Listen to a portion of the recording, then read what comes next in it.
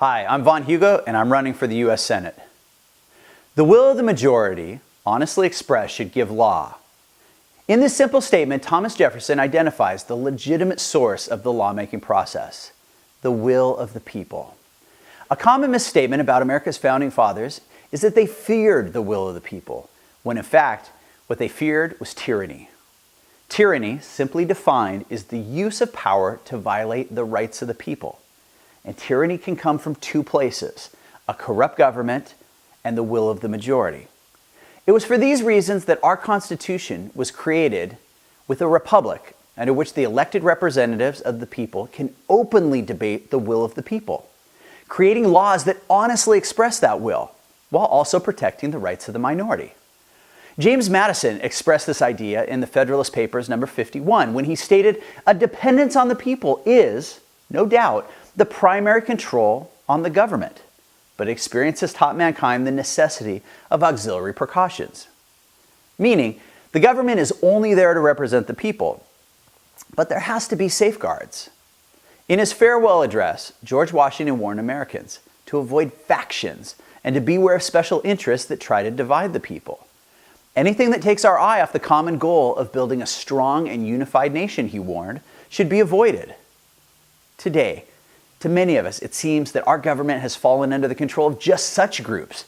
Political parties act as slaves to their party lines, with individual politicians moving to secure their power, rather than acting as servants of the people.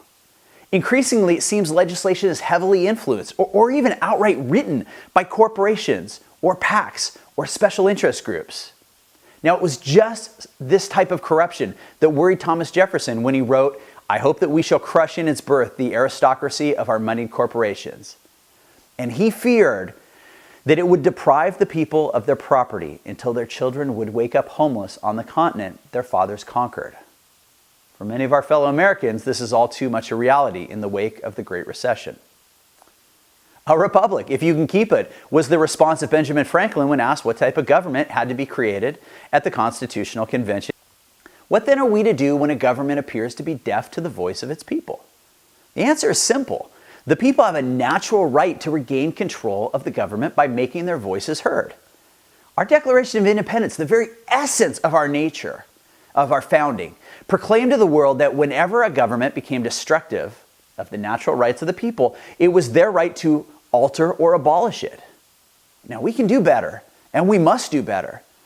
In a nation that was born out of a revolution of thought, we can write that nation with another revolution in thought. There's no way the Founding Fathers could have foreseen the advent of social media. But most assuredly, they would have seen its potential for connecting the people with their elected representatives, as I'm pledging to do for the voters of California. It's this connection that's the fundamental safeguard against special interests. It's this connection that places the people as the driving force of the republic. Let's move forward together. I'm Von Hougo, and I'm running for the U.S. Senate, representing California. Have your voice heard and your vote count every time.